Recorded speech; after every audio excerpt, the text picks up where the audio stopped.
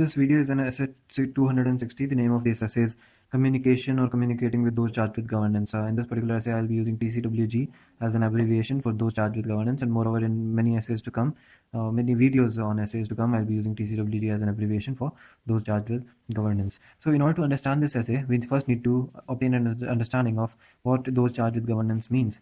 See, it can be a person or persons, or organization or organizations.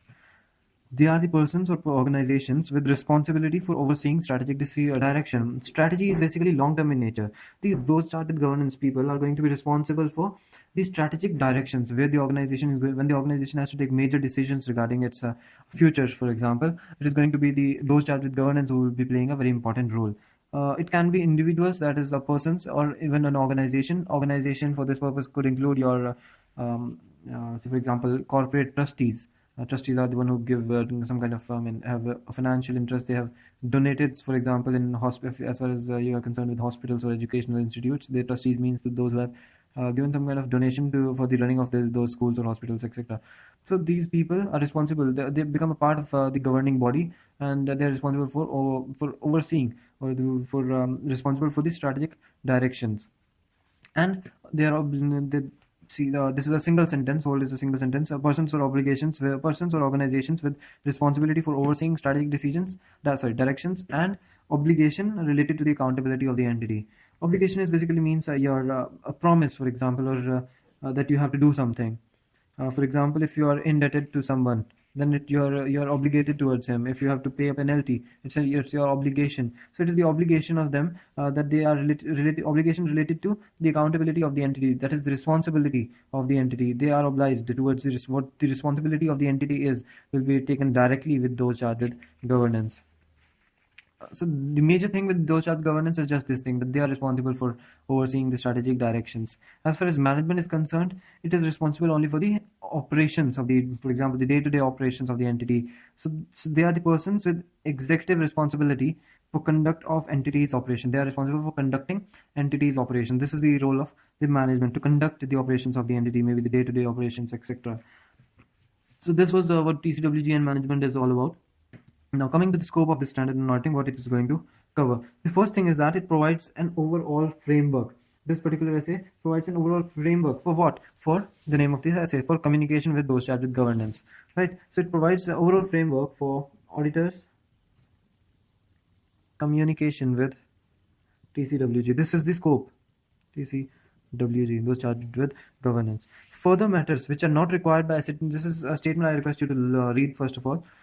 Further matters which are not required by SF 260 or other essays may be required to be communicated by laws or regulations. See, this is essay 260. So what this statement says is that this particular essay will be in this video only. I will be telling you something like we would be covering this the matters to be communicated as per essay 260. Now, this is not going to say all the matters which are going to be communicated with those charged with governance. Definitely, there would be some matters which won't be covered in essay 260. Moreover, they won't be even covered under any other essay. But if they are required to be communicated with those charged with governance as per law, then they have to be communicated. So in a way, we are saying that this is not the exhaustive list of the matters which are required to be communicated.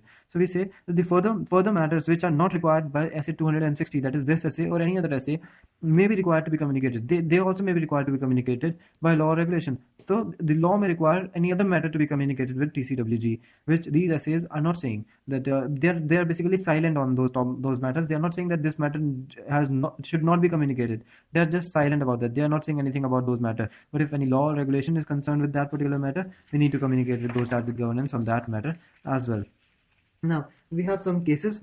The first case is that the auditor communicates with subgroup of TCWG or an individual. What do you mean by the subgroup? Subgroup could be, as I've given you an example, the audit committee. So when the auditor communicates with a subgroup or of those charged with governance, example audit committee, or an individual, the auditor shall determine whether the auditor also needs to communicate with the governing body or not. Governing body is basically a group of subgroups, basically the total governing body. If he has already communicated with subgroup, whether he needs to communicate with the governing body of basically those charged with governance. So we can write down over here that auditor communicates with subgroup of TCWG or an individual. In that case, the auditor shall determine whether the auditor needs to communicate with the governing body. Governing body is the body which is governing all these subgroups, like, or these individuals. Communicate with the governing body, the whole TCWG. It has already communicated with subgroup. Communicate with the governing body. So right, this is the case 1. Now in the case 2 on this TCWG is that all of the TCWG are involved in the managing the entity. As I gave you an example in the beginning of this video, that was regarding a small entity where the owner of the shop himself is the manager, himself is the governor, himself is the sole proprietor, etc. Everything is he himself. So in that particular case, if the entity is small, all of TCWG are involved in managing the entity. That is, we can say TCWG is equal to management. If A, B, and C are working as a governing body, and they're also a part of the management, then in that case, if we have communicated to one of those, I mean, whether the governing body or we have communicated to the management, then do we need to communicate to the other body as well? That is, if we have communicated with the governing body, do we need to communicate with management? And if we have communicated with management, do we need to communicate with the governing body or not? So this is what we are going to be concerned about. First of all, I need to write down the example which I've already given to you regarding the small entity. So example, a small business where the single owner himself is managing the entity, manages the entity, and no one else has a governing role. Right. So what we are going to do in this case, if a matter which is required to be communicated with the persons who for management responsibility, and those persons are also having governance responsibility, then if we have communicated with one of them, do we need to communicate it to the other person as well? So the answer is no. We can write down over here. But in these cases,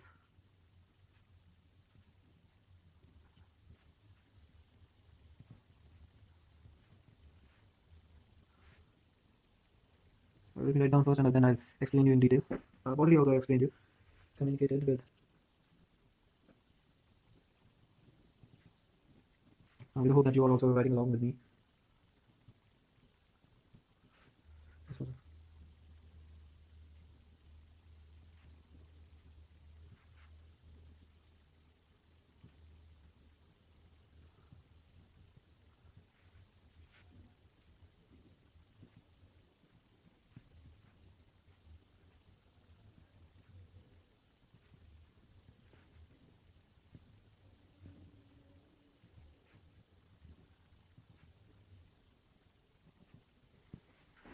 Now see, what example we have written is that in case of small business where the single owner is managing the entity and no one else has a governing role.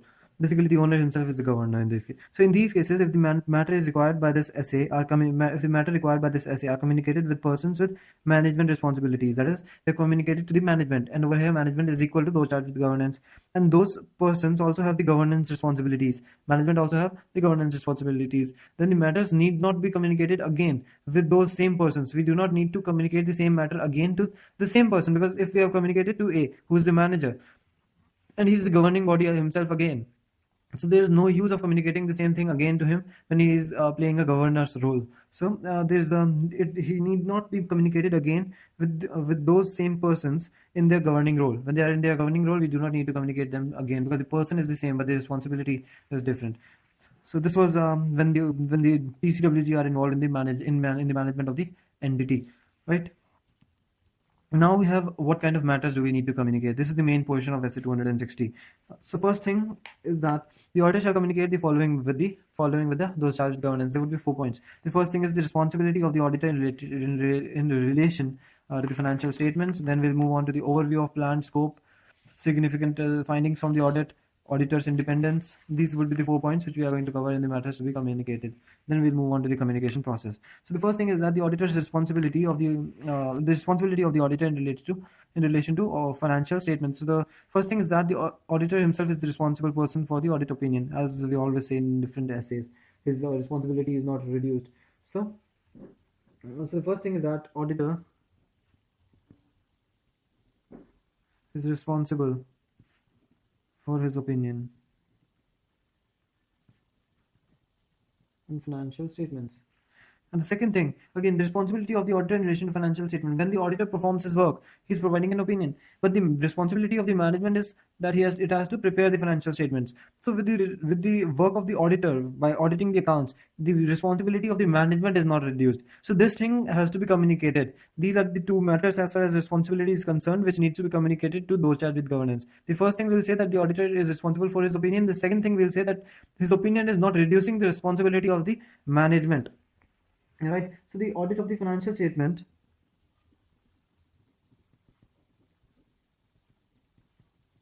does not reduce or relieve the management. So reduce would not be the applicable word over here. Relieve the management of its responsibility, or even those charged with governance. The responsibilities will not be reduced. This is something which we need to communicate to TCWG. This is the first thing which needs to be communicated. Then the second thing which we need to communicate is the overview of the plan, scope, and timing of the audit. What would be the scope of the audit? What we are going to cover in the audit of the entity? What would be the timing? What would be basically the period under audit? Maybe the first quarter or the second quarter or the whole year, etc. What would be the timing of the audit? For which period audit evidence will be taken into account? But this doesn't mean that you are going to tell those charged with governance regarding surprise visits. It is just an overview of the plan scope, what we are going to do in the audit. We are not going to tell that on 31st of maybe December we are coming to examine your cash boom, the physical cash in hand, etc. These are something which we are not going to tell till the very last minute. So this is the second thing which we need to communicate, the overview of the plan scope and timing of the audit. Then the third thing which we need to communicate is significant findings from the audit. So the auditor has to communicate this thing as well with those charged with governance. Under this we would be having 4 or maybe 5 points. The first is that the auditor needs to communicate his views about the qualitative aspect of the entity's accounting practices. Now, accounting practices would further include your accounting policies, estimates, etc. And so the first thing which the auditor needs to communicate to the those charged with governance is about the qualitative aspect of the entities. So auditors' views about qualitative.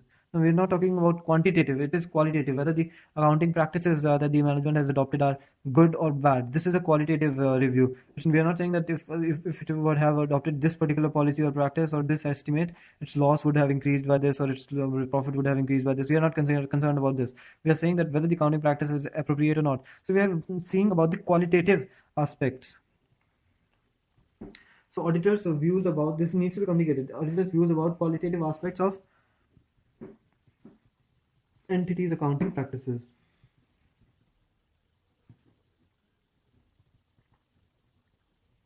Now this is going to include your accounting policies, estimates, even financial statement disclosure. So we are going to be communicating to those charged with governance the auditor's view about the qualitative aspect of the entity's accounting practices. The second thing which we need to communicate is if the auditor has faced any kind of difficulty during the audit. So difficulties encountered during the audit, and definitely these has to be significant. We're talking about just the significant difficulties, not the easier and the small difficulties. That those need not be communicated at all. I would be using ABC because we are already using numbering over here. So ABC. So now we are on to the third finding from the audit that needs to be communicated to TCWG. In this case, there's a case.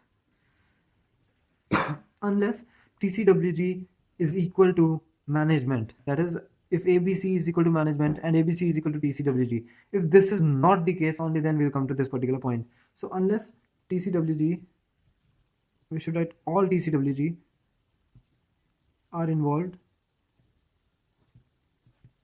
in managing the entity, right? Unless TCWG is the whole TCWG is involved in the management of the entity, we need to communicate the material weaknesses. So this doesn't make any point that we cannot communicate material weaknesses when TCWG is not equal to the management.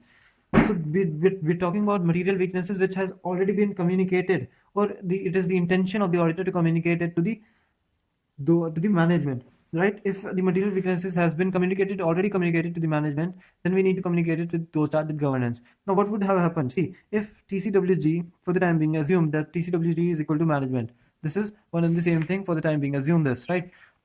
Now, if you have communicated material weaknesses to the management, do you think there is any need to communicate this to those charged with governance? No, there's no need at all. So we're talking about only those cases where TCWG is not equal to the management. So material weaknesses in the internal control that has been communicated to management.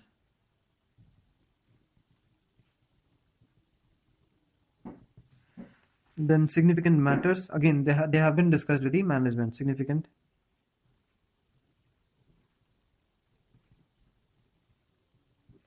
these are arised from audit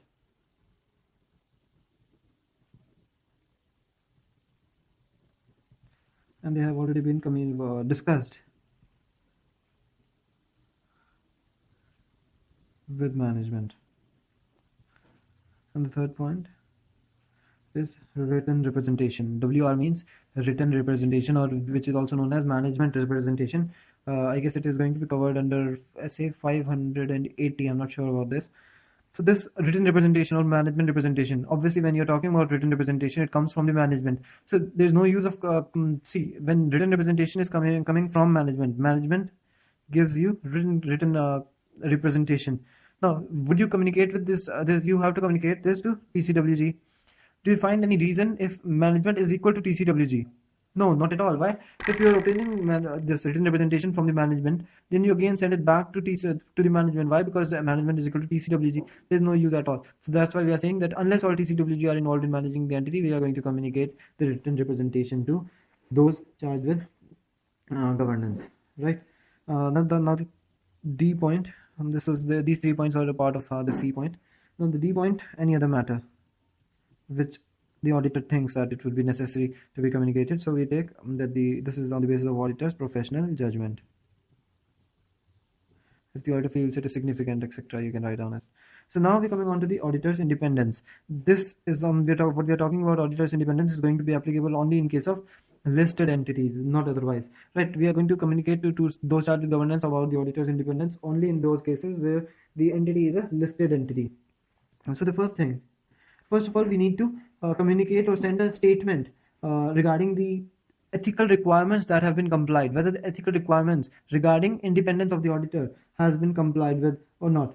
So we can say that we need to communicate a statement that the auditor and the whole auditor, the auditor is basically the engagement team, which is going to consist of, if you take an example of a small firm, engagement team is going to be consisting of the main auditor, that it would be the partner, and it would be having some 3 years or third year articles, second year articles, first year articles, the paid assistants, chartered accountants. This is the engagement team. So we need to communicate to those charged with governance through a statement that our engagement team have complied with relevant ethical requirements regarding independence, right? So a statement that the engagement team have complied with relevant ethical requirements. So now the second thing, we need to communicate relationships between the firm and the entity, which may be having a bearing on the independence of the auditor. Firm basically means the relationship between the firm and the entity. Firm over here means the audit firm, right? So we need to communicate this to those charged with governance. So relationship basically all the relationship between the firm over here means your audit firm and the entity. Again, get disclose this communicating this relationship TC to TCWG. Why? Because of the professional judgment of the auditor. As per the professional judgment of the auditor, we need to communicate this. I hope you can make up the sentences, right? So all the relationship between the firm and the entity that the auditor, as per the auditor's professional judgment, which would be having a bearing on the independence, needs to be communicated to those charged with governance. Then we're going to have taken some steps. The related safeguards. Safeguard means some steps have been taken that have been applied to eliminate the identified threats to independence.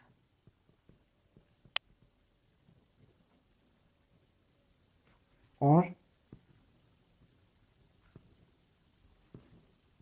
reduce them to an acceptable low level.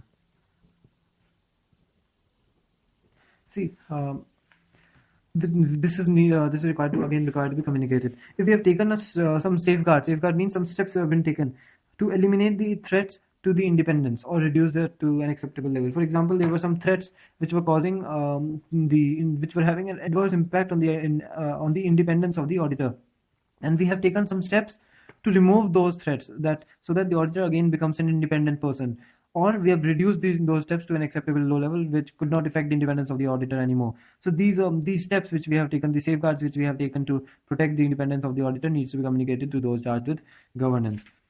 So these are some the four kind of matters which require to be communicated to those charged with governance. Now the final part of this particular essay is the communication process. First of all, we need to establish a communication process. First of all, the first step is to establish a communication process. How? First of all, we need to decide the form. In the establishing the communication process, what we do is we decide the form of the communication. We decide the timing of the communication. So the first thing which we have to do as an auditor is that the auditor shall communicate with those charged with governance the form which we are going to discuss, a form, the timing, and expected content, what is going to be contained, expected content of communications, what we are going to communicate. This all needs to be communicated to those charged with governance. Okay, the form in which we are going to communicate, basically the type, the timing of communication on the timely basis, like on the basis of the size of the item. If it is very material item, then we need to communicate as early as possible. If it is required by the law to communicate the matter to those charged with governance, as we discussed over here, that some matters are required to be communicated by laws or regulations. So if it is required to be communicated by law or regulation, then the law would say that you need to communicate to those charged with governance within 30 days of you becoming aware of the matter. So the timing may be given by law, and what is going to be the expected content of communication, what we are going to communicate, etc. So by these things we are going to establish a communication process. Now the first things over here which we need to do actually is the form of communication. The auditor shall communicate with TCWG in writing. The first thing is that it has to communicate in writing. Now regarding two things, first of all regarding significant matters. Now, why it is going to communicate in writing is that because the auditor, as per the professional judgment of the auditor, the oral communication is not going to be adequate. So, when in the auditor's professional judgment, oral communication is not adequate or would not be adequate. In this particular thing, we will have to communicate in writing with those charged with governance about what significant matters. This is first thing which we are going to communicate. Then the second thing which we are going to communicate with TCWG is regarding auditor's independence. This too needs to be communicated again in writing. It has to be communicated in writing. Now the timing of communication, it has to be on a timely basis, and I've already told you which depends on the size of the item or the nature of the matter, or it may be a legal obligation that you have to do, to communicate within 30 days. Legal obligation, right? So this is the timing of communication. Then we are moving on to the adequacy of communication process. The auditor shall evaluate whether the two-way communication is going to be obviously a two-way communication between auditor and TCWG. Auditor is over here, TCWG is over here. Auditor is communicating with TCWG, TCWG is communicating with auditor. So this is a two-way communication. So the auditor shall evaluate whether the two-way communication between the auditor, that is between him and TCWG,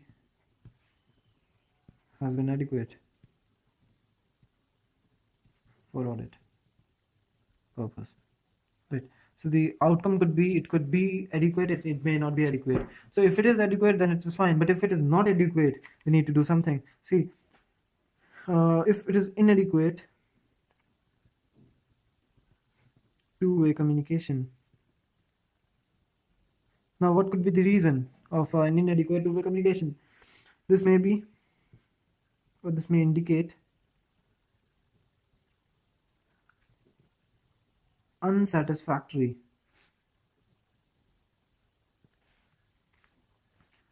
control environment. That is, when your two-way communication is inadequate, this means that your control environment is not adequate, it is not satisfactory.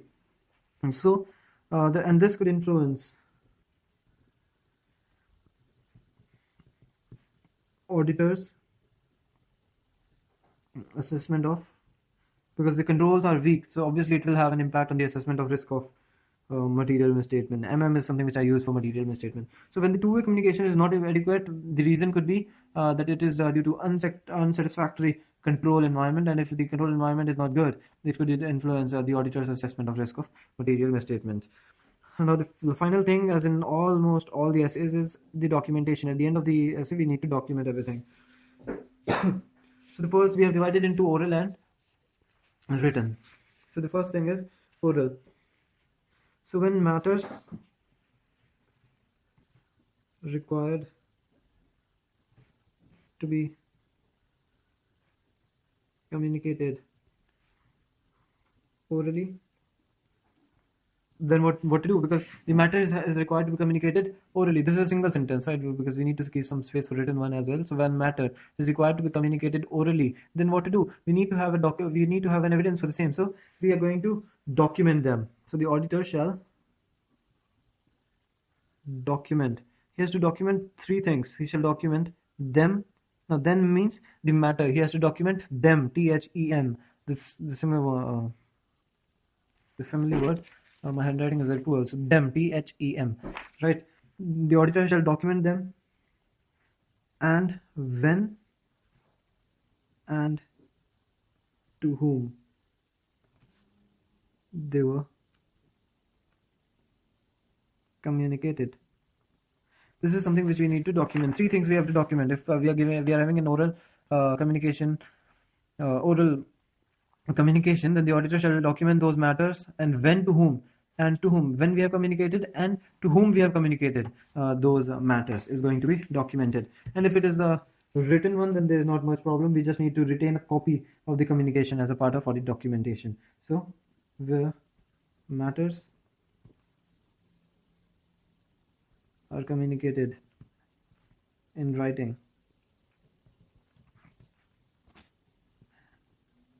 auditor shall retain a copy of the communication as a part of audit documentation. He needs to keep a copy with himself of the communication which is already written down. Right, so this was regarding essay 260. My next video is going to be on the following essay. That is going to be 265. Hope you liked my video. You may subscribe my channel. Thank you for joining. Thank you so much.